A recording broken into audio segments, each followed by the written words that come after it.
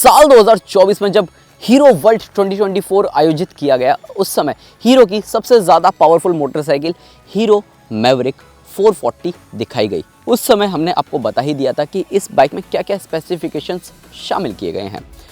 अब इस बाइक का जन्म कैसे हुआ, चलिए थोड़ा सा पीछे जाते हैं।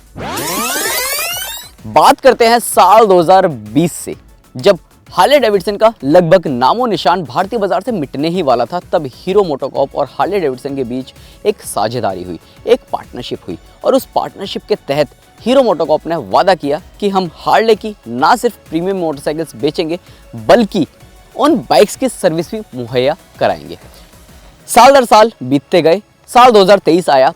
हीरो मोटोकॉर्प और हार्ले डेविडसन के बीच हुई साझेदारी के तहत पहली हार्ले डेविडसन की सिंगल सिलेंडर मोटरसाइकिल लॉन्च की गई, जिसका नाम था Harley Davidson X440।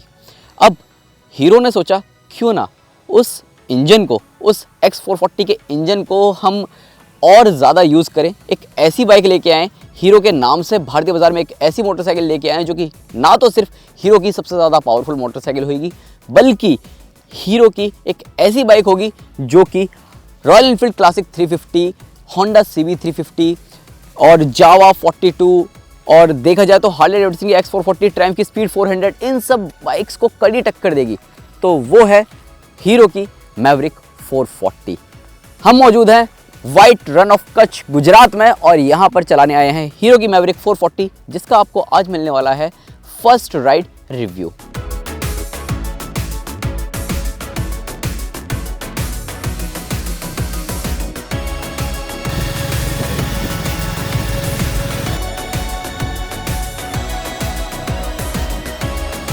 Hero Maverick 440 को ट्रेलिस फ्रेम पर ही बनाया जा रहा है, जिस पर ऑलरेडी हार्ले X440 बनाई जा रही है, लेकिन लुक्स और डिज़ाइन हटकर मिलते हैं। इस बाइक को अगर आप देखते हैं तो ये आपको काफ़ी माचो, काफ़ी मस्कुलर लुक देती हुई नज़र आती है।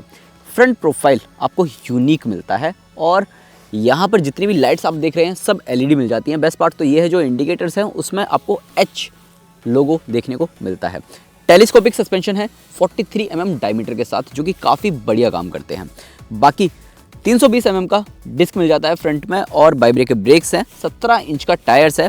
अब 3 वेरिएंट्स में ये बाइक आती है, एक है बेस, मिड एंड टॉप। ये टॉप वेरिएंट आप देख रहे हैं, इसी वजह से आपको machine cut, diamond cut alloy wheels देखने को मिलते हैं।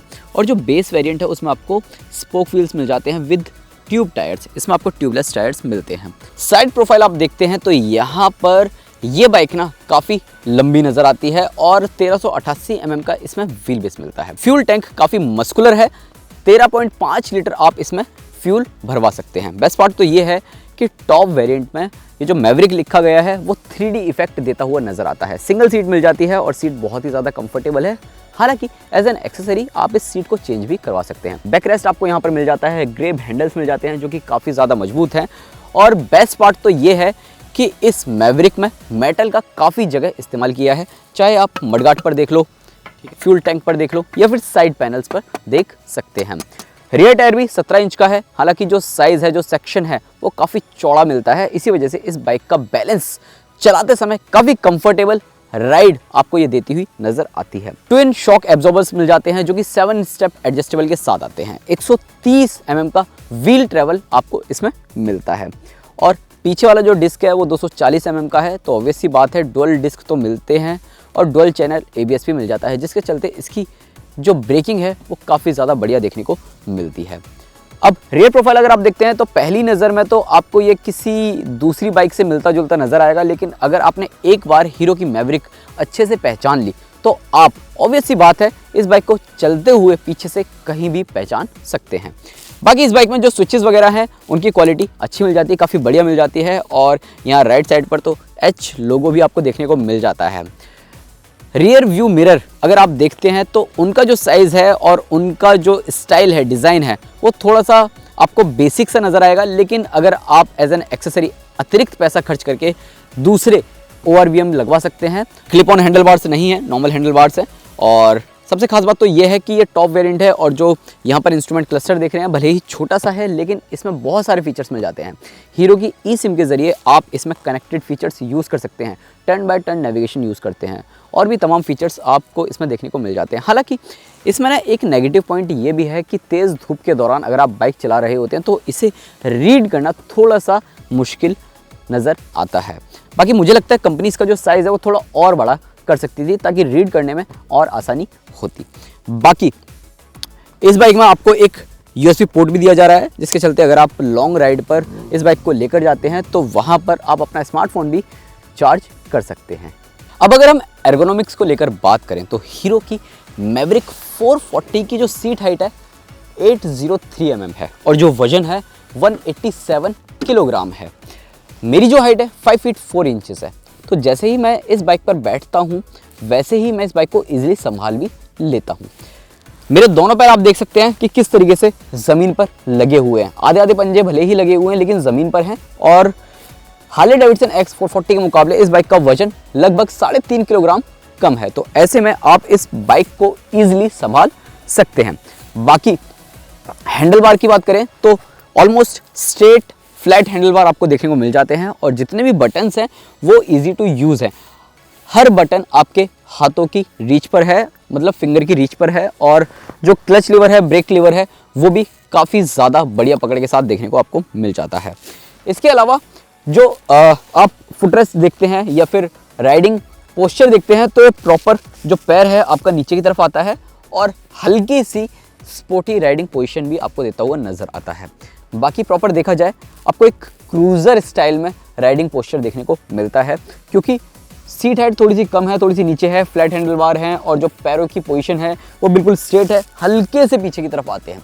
तो ऐसे में अगर आप इस बाइक को 100 किलोमीटर 150 किलोमीटर लगातार चलाते हैं तो ऑब्वियस सी बात है आपको बिल्कुल भी थकावट नहीं होती। अब कंडाला से रन ऑफ कच्छ का डिस्टेंस लगभग 100 किलोमीटर से ज़्यादा है, तो वहाँ से इस बाइक को यहाँ पर मैं लगातार चलाते हुए आया हूँ और मुझे किसी तरीके की कोई थकावट महसूस हुई ही नहीं।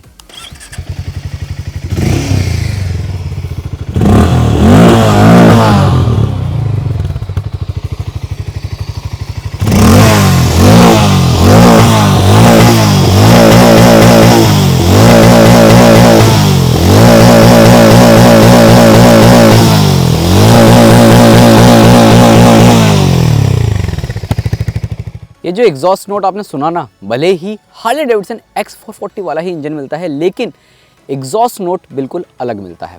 ऐसा इसलिए क्योंकि कंपनी ने एग्जॉस्ट चेंज कर दिया है और अगर आप इस एग्जॉस्ट को देखते हैं तो आपको थोड़ा सा अटपटा फील होता है। ऐसा इसलिए क्योंकि मुझे लगता है कि अब स्वेप्ट एग्जॉस्ट अगर कंपनी इसमें देती तो और ज़्यादा बेहतर हो सकता था। ये थोड़ा कॉम्पैक्ट साइज़ इसमें उस एग्जॉस्ट का दे सकती थी। खैर, एयर ऑयल कूल्ड इंजन मिलता है, 27 bhp की पावर देता है, साथ ही 36 Nm का टॉर्क आपको इस इंजन से मिल जाता है। X440 के मुकाबले टॉर्क में आपको 2 Nm की कमी देखने को मिलती है और बेस्ट पार्ट तो ये है कि इस इंजन का जो टॉर्क है 90% आपको 2000 RPM पर ही मिल जाता है और बाइक चलाने में नो डाउट बहुत ही ज़्यादा रिफाइंड नज़र आती है। लो स्पीड पर आपको बाइक का इंजन काफ़ी रिफाइंड नज़र आएगा और तेज़ रफ्तार पर आपको इंजन से शोर तो नहीं लेकिन वाइब्रेशन ज़रूर देखने को मिल जाती है। 3000 से 4000 RPM पर आपको स्वीट स्पॉट मिलता है। 90 से 100 kmph की रफ्तार पर आप इस बाइक को पूरे दिन क्रूज़ कर सकते हैं। चलाते समय कंफर्ट इतना बढ़िया मिलता है कि लगातार 200 किलोमीटर मैंने इस बाइक को चलाया और मुझे बिल्कुल भी थकावट महसूस नहीं हुई। कम रफ्तार और हाई गियर्स का कॉम्बिनेशन काफ़ी ज़्यादा बढ़िया मिल जाता है। ऐसे में ट्रैफिक और सिटी में चलाते वक्त ये बाइक काफ़ी बढ़िया रिस्पॉन्स देती हुई नज़र आती है।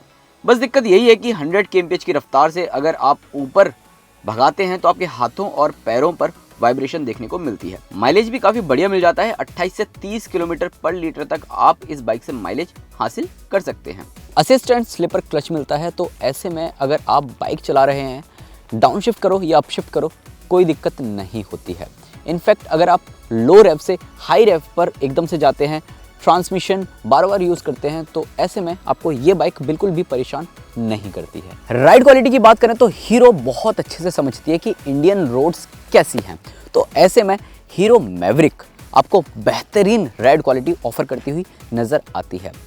हाई स्पीड पर स्टेबिलिटी हो या फिर लो स्पीड पर बम्प्स पार करने हो, ब्रेकर्स पार करने हो, उबड़ खाबड़ रास्तों पर चलाना हो, वहाँ पर इस बाइक की स्टेबिलिटी बहुत ही ज़बरदस्त है। आपको कहीं पर भी ऐसा फील नहीं होगा कि आपके हाथों पर, पैरों पर, कमर पर बहुत तेज़ी से झटका नज़र आ रहा है। ब्रेकिंग की बात करें तो तेज़ रफ्तार पर अगर आप एकदम से ब्रेक लगाते हैं और इस बाइक को रोकते हैं तो वहाँ पर भी ये बाइक आपके अंदर घबराहट फील नहीं कराती। तेज़ स्पीड में एकदम से ब्रेक लगाने पर जो डुअल चैनल ABS है बहुत ही ज़बरदस्त काम करते हैं और एकदम से ये बाइक रुक जाती है और बैलेंस भी नहीं बिगड़ता। हीरो मैवरिक 440 की भारतीय बाजार में कीमत 1,99,000 रुपये एक्स शोरूम है। मिड वेरिएंट की कीमत 2,14,000 रुपये एक्स शोरूम और टॉप मॉडल की कीमत 2,24,000 रुपये एक्स शोरूम। जिस कीमत के लिहाज से कंपनी ने इस बाइक को बनाया है, लॉन्च किया है, फीचर्स दिए हैं, स्पेसिफिकेशंस जो आपको मिलते हैं, ऑब्वियस सी बात है उन सब के हिसाब से ये बाइक ना परफेक्ट पैकेज के साथ साबित होती है। परफॉर्मेंस भी आपको इस बाइक में बढ़िया मिल जाती है, माइलेज भी अच्छा खासा मिल जाता है और हीरो का टैग है। ऑब्वियस सी बात है हीरो जो भी बनाती है बढ़िया बनाती है, चाहे आप स्प्लेंडर खरीदें या फिर मैवरिक। और मेरी मानो तो इस बाइक की एक बार टेस्ट राइड लेकर ज़रूर देखें। हो सकता है अगर आप ट्रायम्फ की स्पीड 400 खरीदने जा रहे हैं, हार्ले X440 खरीदने जा रहे हैं या फिर रॉयल एनफील्ड क्लासिक 350, जावा 42 ये सब बाइक खरीदने जा रहे हैं ना, तो आप एक बार इस बाइक की टेस्ट राइड लेकर ज़रूर देखें। हो सकता है आपका फैसला बदल जाए। ओवरऑल अब आप बताओ आपको हीरो की मैवरिक 440 का फर्स्ट राइड रिव्यू कैसा लगा। साथ ही अपने उन दोस्तों को भी ये वीडियो ज़रूर शेयर करें जो कि जानना चाहते हैं, देखना चाहते हैं कि हीरो मैवरिक 440 इंडियन रोड्स पर किस तरीके से परफॉर्म करती हुई नज़र आती है, फीचर्स क्या मिलते हैं, साथ ही साथ माइलेज क्या ये बाइक ऑफर कर रही है। वीडियो पसंद आया तो लाइक करें, शेयर करें, चैनल पर पहली बार आए हैं तो सब्सक्राइब करना ना भूलें।